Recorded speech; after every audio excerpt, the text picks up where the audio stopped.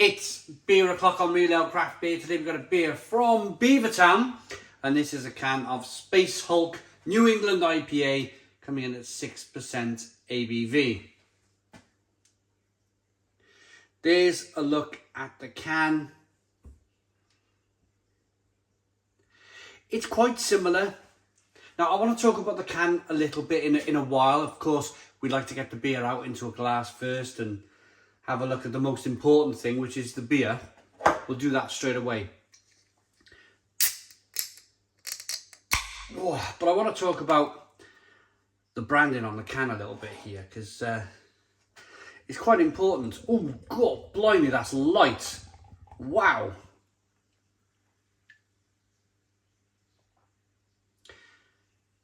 That's wow, that's really light looking beer.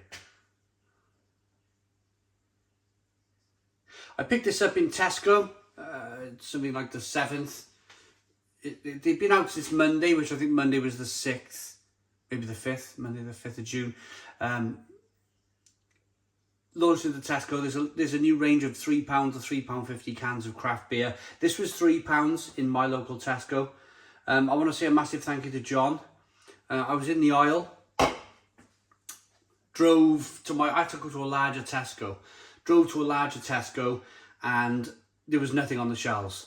But I noticed that everything was discontinued, or there was a lot of discontinued cans on the shelf. And I thought to myself, let's find the beer man. Lucky enough, he was messing about with wine in the next aisle over. And I said to him, have you got any of these new beers? He said, there's a load at the back. Then we dragged the cage out and he spent 10 minutes with me going through. He was opening boxes, putting boxes on the floor. People had to move their trolleys around, and it was great. He was a really great guy. Moving their trolleys around us, should I say. You know, we were in the way a little bit. But regardless of that, he opened all these boxes and he got all of these new Tesco craft beers out for me. So John, thank you very much for your help there, mate.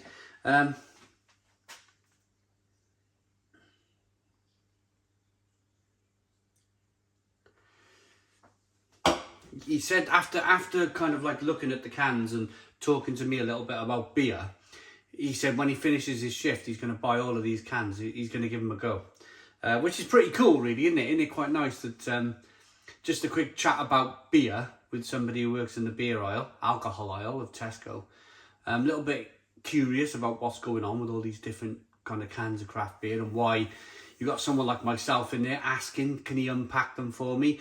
It kind of spurred a little bit of interest in his, and it was kind of like that tipping point when he decided to buy them, which is cool, really cool. We got quite a light looking beer here. They might have used some Pilsner malt in here. It's a 1 finger white head. A little bit of haze going on, a little bit of carbonation. Let's get the aroma. It smells pretty decent. Quite a nice grapefruity punch here.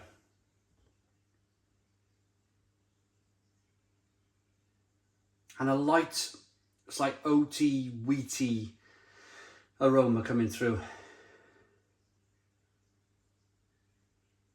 A little bit of orange peel, tangerine maybe. Let's dive in. Cheers, everybody.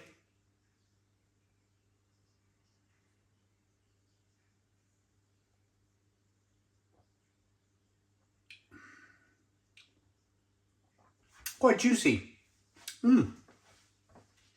Quite juicy. And I'm going to say, because I don't mind being honest, this is far better than the Beavertown beer that launched into Sainsbury's a few months ago. This is a far better beer. Really hoppy, really punchy.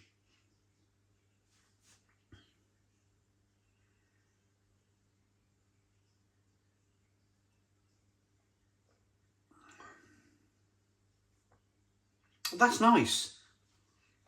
I like that. I do. I like that. It's interesting.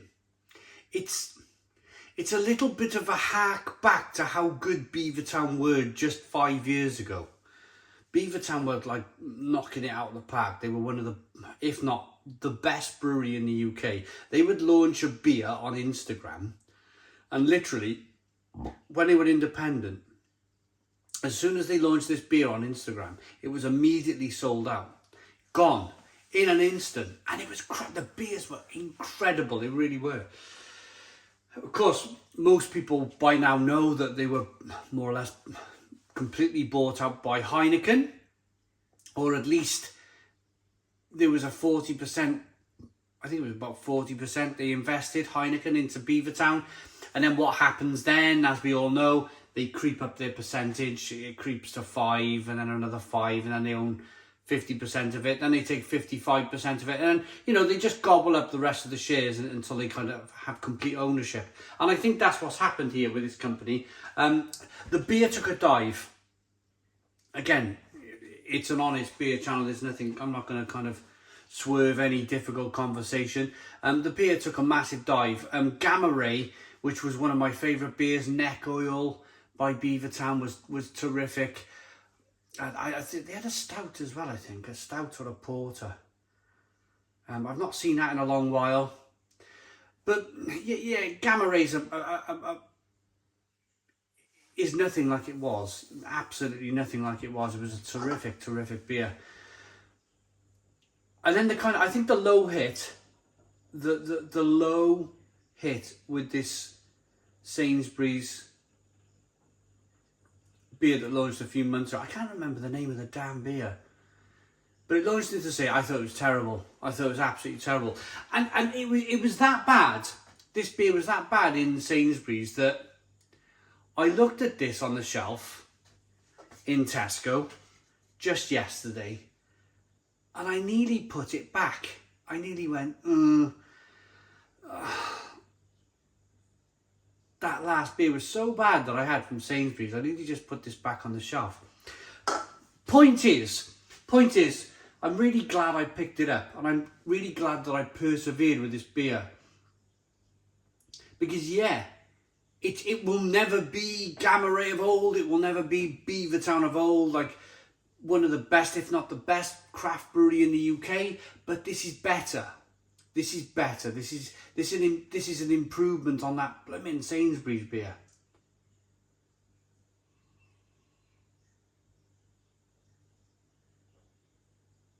It's drinkable. It's refreshing.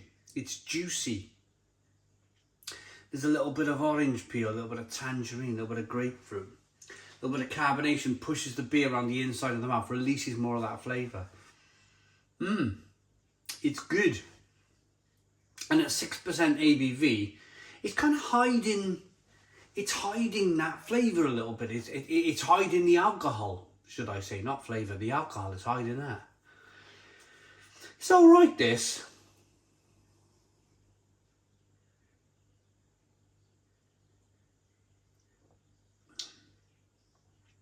It's got that kind of classic New England IPA mouthfeel, where it's slightly rich and creamy. Rich, creamy, kind of on its way to being a medium mouthfeel. So they may have used oats in the beer, oats and maybe some torrefied wheat or something to bring that mouthfeel up. The carbonation is springy. It's enough to push the beer around the inside of the mouth, release more of that flavour. Nice lacing on the glass. Let's roll it round now, really kind of get this aroma in. Yeah, it's an improvement. Massive improvement. Branding, I was going to talk to you about the branding one night. Now, I'm going to call him a friend because I've known him for years now. You know, he might call me a associate or a colleague or, you know, somebody else who talks about beer, but I'm going to call him a friend. I spent a week with this guy in Spain, in Barcelona. It was terrific. We had a really good time. We'd laugh, we chuckled, we had fun. Pete Brown, some of you all know Pete Brown from the channel. I interviewed him on the channel just last year at the Stone Crow Virtual Pub.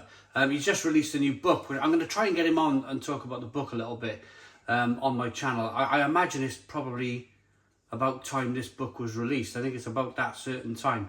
But anyway, I went to Ciba X in March, and I sat through quite a bit of Pete. I don't know that one. I don't know, Alexa. I sat through one of Pete Brown's talks on branding. Had the name of his book in my head just now. It's beer branding and how beer is kind of portrayed and how important this is on the can. And he talked about Beavertown. He talked about Beavertown and the skulls and the Space Invaders shooting guns and stuff. And I think he mentioned, or that might have been me thinking, since they got bought out by Heineken, it's been scaled back a little bit. It's not as, the branding's not as kind of punchy. What is that? What kind of Hulk is that? What even is that going on there? They've just gone to a company. They said, do something wacky with a skull, but make sure the skull's not shooting something. You know, Heineken, Portman Group, all that rubbish. And, you know, you remember Gamma Ray, where the skeletons were shooting each other with a laser gun. That was all fine. It was a bit of fun. I don't think anybody took it too seriously. But as soon as Heineken took it over, of course, they're not going to show people, even skeletons, anything that remotely looks like a human being, like shooting each other with a laser gun. And I think it's all a bit sad, really. I think it's all a bit kind of like, I mean, look at that. That explains nothing to me. That is just blah. That is just. Heineken have gone to a marketing team. They've gone, oh, would you do something with a skull and don't make it offensive and make it look like it's sitting on a rock that's detached from a piece of the earth, and it's rubbish, isn't it? It's rubbish. It's not the Beavertown branding of old. Cheers, Portman Group. Anyway, rating for this beer then.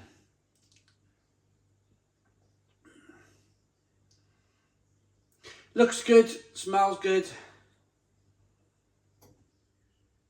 Definitely tastes good. Is it worth £3? Is it worth £3? I think it is. I think it is. If I was in Tesco, if I was about to spark up a barbecue and a few hours time, people were going to come to the house and, you know, drink and eat sausages, then yeah, I'd pick up a few of these and just leave them in an ice bucket and let people try them. It's okay. It's okay. It's not going to be the best craft beer in the world. It's not It's not Beavertown of old, but it's definitely an improvement on the rubbish Sainsbury's beer that they put in a few months ago. Comment on the name of that beer, by the way. It's driving me nuts. I know what it was. Another look, kind of like weird looking rubbishy can like that. I like that enough to give it. I'm going to give it a 7 out of 10. 7 out of 10 from Real Ale Craft Beer. Please put your comments in the comments box. Subscribe to our daily beer and food reviews. Give us a big fat thumbs up. Boom. Cheers.